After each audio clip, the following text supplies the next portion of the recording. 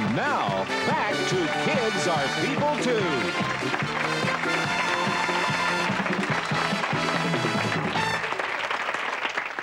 You know, when celebrities want to talk, there's one woman they want to talk to. On the scale of 1 to 10, what are you? What am I? On a scale of 1 to 10? Oh, I think I'm about a 55. I don't know. I think I'm a happening girl. I think I'm happening. I mean, if I didn't think I was happening, I mean, why would I ever bother to get up in the morning? And when world leaders want to talk, there's one woman they want to talk to. ABC News spent several days and evenings with Fidel Castro. Former President Richard Nixon, interviewed by Barbara Walters.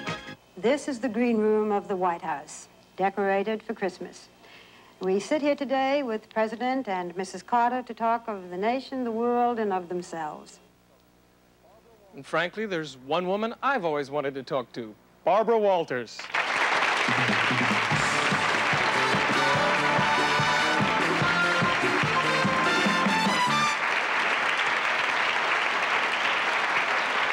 Welcome.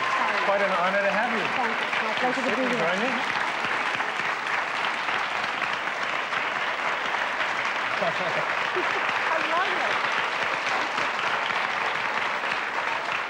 I even get to... We ought to have audiences when we do the news. How do you think that would be? Watching the news being Yes, done? we say, tonight the news is, and everybody says, terrific. Good idea? No. I don't think so. No. When you interview people, oftentimes it's under a crisis situation. Everybody in the world is talking about, let's say, the Arab conflict or something, and you've got the interview, and everybody's like waiting for what you can get out of these people. Is that pressure really on you tough? I don't think I think of it. I mean, as you say it to me, I think, you know, I think what happens when you're doing it, first of all, when you're in any job, as you know, if you get involved enough in the job, you forget that there's anybody else out there, whether it's an audience or whatever the situation might be. Mm-hmm.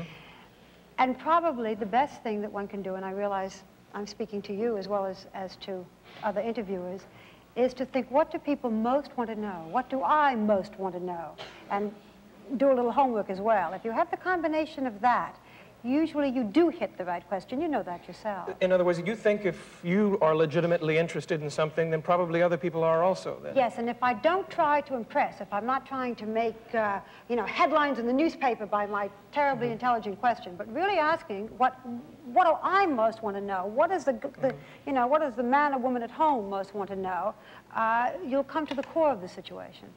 When Richard Pryor burned himself, when he came out of the hospital, was well, thank God, the first person he talked to was you. You always have a way of getting to that one person that no one else can get to. How do you do it? You don't all. I mean, Richard was a particular case because we had done an interview a year or so ago, and it was a tough interview for both of us, and we came out of it liking each other and trusting each other. I remember that. It was a lot You of do verbal interviews most combat, of the time, you say, it's terrific to see you, so, you know, nice, and you go home and there is no contact. We came out of it friends, and with someone like Richard Pryor, and really with a great many people you interview where you have to keep going back again and again, they're trusting you. They're knowing that you're going to be straight with them. It doesn't have to be a sweetie pie puff piece, but be straight, be honest. In the case of Richard Pryor, that did make a difference. In many other interviews, it's really just persistence. I nag more, I call about getting my own interviews. I don't have a secretary or a staff doing that. And I've always done it. If you get a no, you keep on the person trying to get them?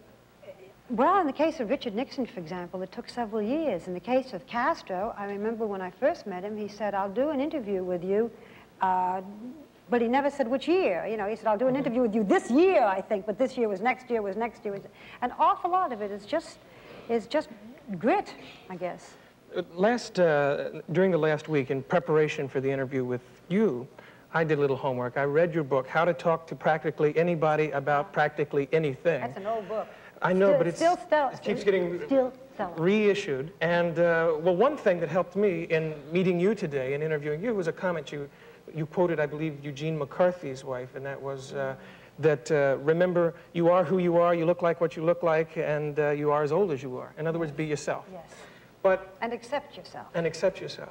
But there was also basic rules in there for anyone in day-to-day conversation. Could you sort of share those with us as we meet people and talk to people? Well, I wrote the book. I can remember exactly when it was because my little girl was 4 and she's now 12. And when people, you know, when I think about it, it was 8 years. At least I can still subtract. And by nature, I was, and I guess am, although I hear a lot of people say it and I think, oh, fooey. But I am rather shy in personal situations. I'm not an extrovert. I didn't start out being in front of the cameras. And in interviewing, I thought, if I can talk to you or you can talk to me, it must be helpful to people who have to meet new people in all different situations. And something I said a moment ago was really it, and that is, if you're curious, express it. Short of being rude, don't be afraid of asking the question. Most people are very anxious to talk about themselves. The problem is we don't know enough to ask. You talk about you and I talk about me, but I don't know how to get you to talk about you. And I have found, and I'm simplifying it, that if you really ask what you're curious about, or if you have ignorance, and if you meet a baseball player, for example, and you know nothing about baseball, but gee, you know that he has kids, ask him about his kids, or tell him that you know nothing about baseball, and what would be the most important things he could tell you so that you could enjoy the game. And just feel free to be open yourself and ask questions. That's harder than it seems, but it's the beginning. And also, a little bit of homework. If you are going to meet somebody new and special, if you know something about them, it's awfully flattering just to know that you've read my book. If I mention a few names of people that you've interviewed, famous people, would you sort of give us your impressions of these people? Try. How about Bette Midler? Outrageous, marvelous, larger than life on stage. Off stage, physically tiny, very shy, very plain, and almost meek. One of the few people I know who has really two totally distinct personalities. Is that difficult to try to interview both of those personalities, the on-stage and the off-stage? It makes it one of the most interesting interviews you can do. Because she does have that quality of suddenly saying something that's just so funny and wacky, at the same time as being most vulnerable. You almost want to, you know, reach out and help her. It's okay. It's all, yeah. How about Henry Winkler? I think a man who is not only very sincere, but feels that it is important for him to convey this sincerity. I asked him for an autograph from my little girl, and he wrote, you know, the way most people write, gratefully, or thanks a lot, or best wishes. He wrote, be kind to yourself. I want to show everyone a film clip, and this is of Richard Pryor. Let's take a look at it, and then I want to have you comment on it. Okay. If people could know you and understand you, because everybody wants to be known and understood, what would you like them most to know about you? I would like them to know what they see and what their heart tells them, and they can't be wrong. Whatever you feel about me when you see me right now is the truth, and don't ever forget it. You see me, that's it. There's nothing else can change it. You know, everybody knows in their heart. Just look at me with your heart. That's all I ask. Thank you, sir. Thank you, ma'am. I particularly like that. I like his answer, but I like the question, too. And I'd like to ask it of you. If people could know you and understand you... If I had known that's what you were going to do. What would you like them to know? I think because I feel in the past I've been so often described, and part of it, although I hate to say it, is because I was for so long a female in a very much male-dominated world, and had the impression of being very aggressive, but not in a good sense, as they would say it about a man, but in a bad sense. She's too pushy, she's too aggressive. See, even when I say that, the microphone changes.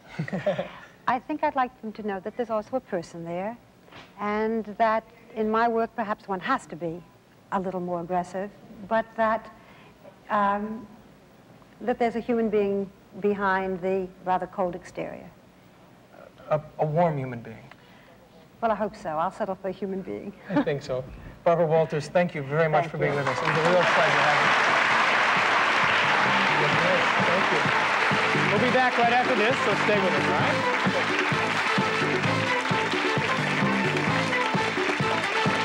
Kids are people too. We'll return after these messages.